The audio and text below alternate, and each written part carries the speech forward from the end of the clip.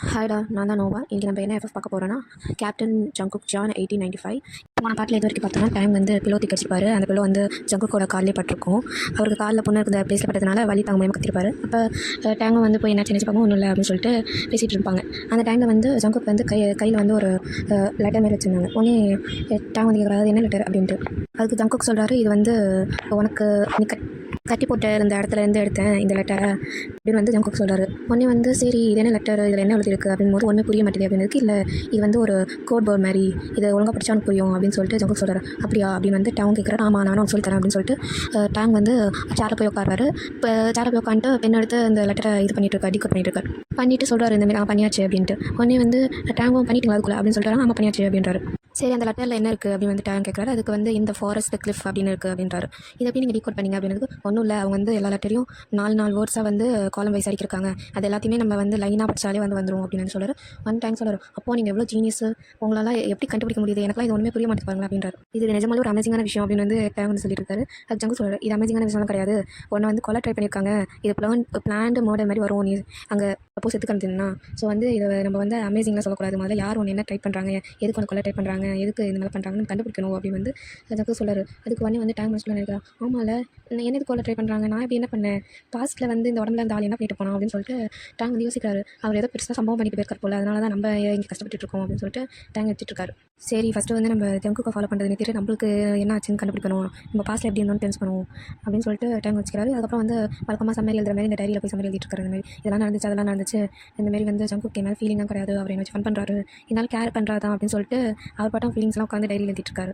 எழுதி முடிச்சுட்டு எனக்கு கொஞ்சம் சோகமாக தான் இருக்குது, அவர் என்னை டிசப்பாயின்ட் பண்ணிட்டாரு கொஞ்சம் வந்து இருந்தாலும் வந்து எதுக்கு அவர் சொல்லணும், இந்த மாதிரி எதுக்கு அவர் வந்து கன்ஃபர்ஸ் பண்ணணும் பண்ணிட்டு திடீர்னு வந்து இல்லை சும்மா தான் சொன்னோன்னே எனக்கு ஒரே டிசப்பாயின்மெண்ட்டாக இருக்குது அப்படின்னு சொல்லிட்டு அந்த லெட்டர் எழுதுறாரு, அதாவது டைரியில் எழுதுறாரு. எழுதிட்டு யோசிக்கிறாரு, இந்த மனுஷன் நம்ம வந்து ஃபீலிங்ஸ் வளர்க்கக்கூடாது, எப்படி இருந்தாலும் நம்ம ஃபியூச்சருக்கு போயிடும் அப்படின்னு சொல்லி வச்சுருக்காரு. யோசிச்சுட்டு போது நான் வந்து இந்த மாதிரி நம்ம எப்பயோ வந்து இந்த பர்பிள் புக்கை பாட்டி போட்டு என்னன்னு தெரிஞ்சுக்கணும், அந்த பர்பிள் புக்கில் என்ன இருக்குன்னு தெரிஞ்சுக்கணும் யோசிச்சோம். அந்த பிளான் இது வரைக்கும் நம்ம எக்ஸிக்யூட் பண்ணின்னு சொல்லிட்டு யோசிக்கிறார். சரி அந்த பிளான் எக்ஸிக்யூட் பண்ணி வேண்டாம் அப்படின்னு சொல்லிட்டு பிளான் போட்டுருக்காரு.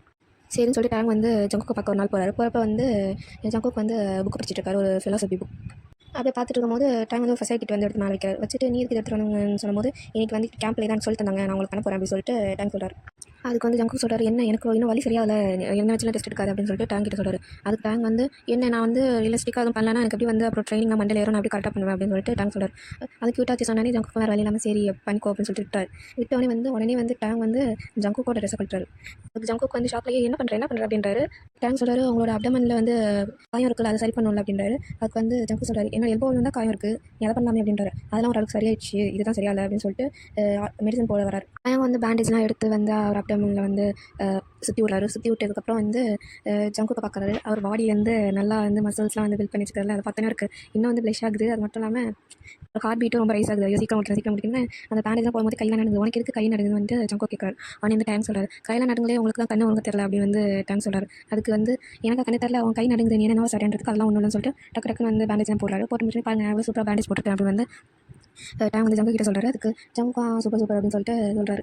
அப்புறம் டேங் வந்து அந்த ஃபர்ஸ்ட் எய்ட் கிட்ட வந்து பேக் பண்ணும்போது வெளியில் யாரும் நாக் பண்ணுறாங்க. நாக் பண்ணி உள்ளே வராங்க. உள்ளே வந்து யார் பார்த்தா டாங் ஜின்னுட்டு, அவர் தான் அந்த லாஸ்ட்டில் வந்து சூசைட் பண்ணது அந்த இதில் வந்து கமிட் ஆனார். அதை அவர் வந்தோடனே ஜங்குக்கும் வந்து கேட்காரு, என்னாச்சு நீங்கள் ஏன் இன்னும் பண்ணுறீங்கன்ட்டு. அதுக்கு வந்து டாங் ஜினும் வந்து சொல்கிறாரு, இல்லை சார் நான் வந்து மிஸ்டர் கிங் கிட்ட கொஞ்சம் பேசணும் அப்படின்றாரு. அதுக்கு டேங் சொல்கிறாரு, என்ன என்கிட்ட என்ன பேச போகிறீங்க அப்படின்றாரு. உடனே வந்து ஜங்குக்கையும் பார்க்குறப்ப ஜங்குக்கு வந்து போ அப்படின்னு சொல்லிட்டு கண்ணாடி சொல்கிறார். உடனே டேங்கும் சரி ஸ்ட்ரேட் பண்ணிட்டு சரி நான் வரேன் அப்படின்றாரு. 2 பேரும் வெளில போகிறாங்க. வெளில போனோன்னே சரி ஏன் இதுக்கு என்ன கூப்பிட்டேன் அப்படின்றாரு டேங்கு. அதுக்கு டாங் ஜின்னு வந்து சொல்கிறார், இந்தமாரி சாரி அன்றைக்கி நான் தான் உன் மண்டையில் பிறந்தேன் அப்படி வந்து டாங் ஜின் வந்து சொல்கிறார். நீ தான் என்ன மண்டையில் அடிச்சு ஏன் அடிச்சு எதுக்கு அடிச்சு அப்படின்போது டாங் ஜின் வந்து கையெல்லாம் நடுங்குது பதறிட்டே சொல்கிறார். டேங்கும் வந்து எதுக்கு என்ன அடிச்சேன், நான் வந்து உன்னோட கேஸ்லாம் ஹெல்ப் பண்ணலை, எதுக்கு நீ அடிச்சு அப்படின்னு வந்து டாங் ஜின் கிட்டே சொல்கிறார். அதுக்கு உடனே வந்து இல்லை எனக்கு மேலே இடத்துலேருந்து வந்துச்சு கம்பேர் பண்ணாங்க, நானே வந்து ஒரு கன்ஃபியூஸ் ஸ்டேட்டில் தான் இருந்தேன், ஒரு அன்கான்ஷியஸ் ஸ்டேட்டில் தான் இருந்தேன், அது மட்டும் நான் என்ன பண்ணி எனக்கு தெரியாது அப்படின்னு வந்து சொல்கிறாரு. ஸோ உடனே சரி உனக்கு யார் வந்து சொன்னா, யார் ஒன்று அதை பண்ண சொன்னா அப்படின்றாரு. அதுக்கு டாங் ஜின் சொல்கிறாரு, ஒன்று கொள்ள சொன்னாங்க அப்படின்னு சொல்ல வரும்போதே ஒரு கன்ஷாட் வந்து படுது டாங் ஜின் மேலே. அது கீழே விடுறாரு. இதெல்லாம் வந்து டேங் பார்க்குறாரு. இங்கே ஜங்குக்கு வந்து வெளியிலேருந்து கேட்டு தான் இருக்காரு அவங்க என்ன பேசுகிறாங்கன்னு. இந்த கன்ஷாட் கேட்டோன்னே அவரும் வந்து பதறிட்டு வெளில வந்து பார்க்குறாரு. பார்த்தா நாங்கள் வந்து டாங் ஜின் வந்து விழுந்து பார்க்குறாரு. கன்ஷாட் பட்டு கீழெல்லாம் அவ்வளோ பிளட்டு. டேங் வந்து போய் ஸ்டாச்சு மாதிரி நிற்கிறாரு.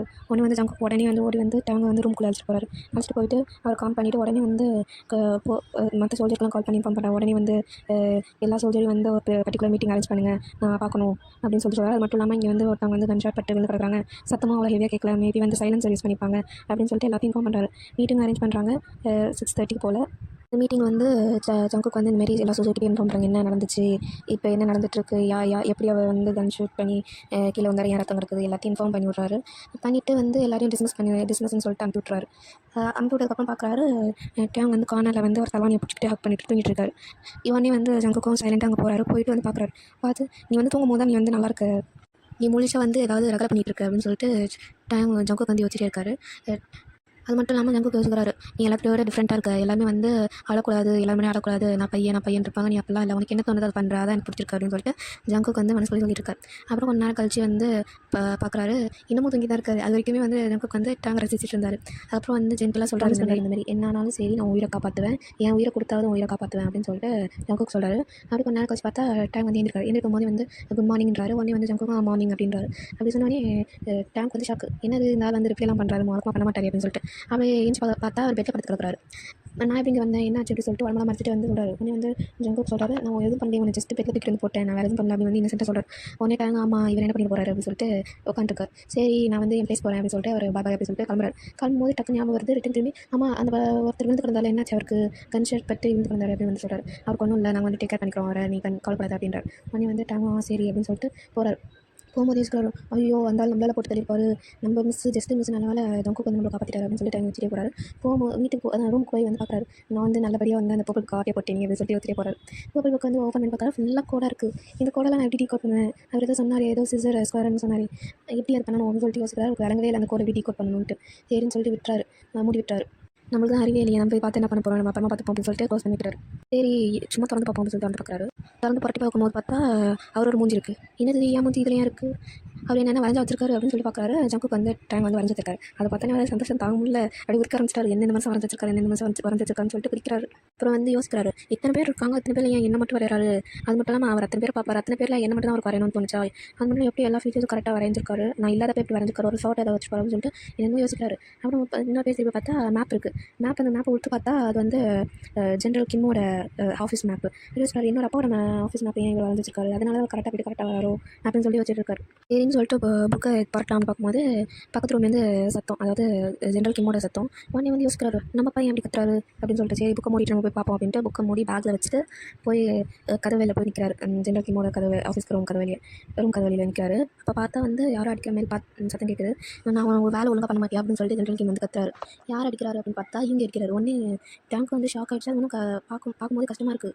அடுத்த இன்னொரு அடி அடிக்கும் போது ஒன்றே வந்து டேங்க் வந்து இது நிறுத்துங்க போதும் அடிக்காதீங்க அப்படின்னு சொல்லிட்டு ஓடி வந்துறாரு. ஓடி வந்தோடனே வந்து டேங்கோட அப்பாவும் பார்த்துட்டு என்ன சொல்கிறது தெரியாமல் அப்படி வெளில போயிறாரு. ஒழுங்காக எல்லாத்தையும் சரி பண்ணணும் அப்படின்னு சொல்லிட்டு போயிறாரு.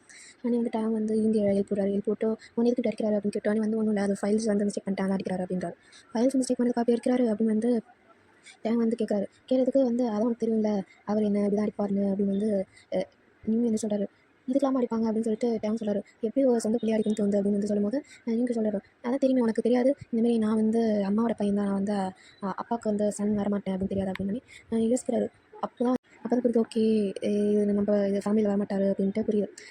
தெரியும் அப்படின்னு வந்து டேங்க் வந்து சொல்கிறாரு. அதுக்கு வந்து இவங்க சொல்கிறாரு, நீங்கள் 2 பேரும் தான் வந்து அப்பா அம்மாவுக்கு பிறந்த பிள்ளை, நான் வந்து எங்கள் அம்மாவுக்கு மட்டும் தான் பிறந்தேன், எனக்கு வந்து நான் சின்ன வயசாக இருக்கும்போது என் அம்மாவும் அவங்க அப்பாவும் கல்யாணம் பண்ணிக்கிட்டாங்க அப்படின்னு வந்து இவங்க வந்து சொல்கிறாரு. அதுக்கு வந்து டேங்கோ அப்படின்னு சொல்லிட்டு தலையாட்டார்.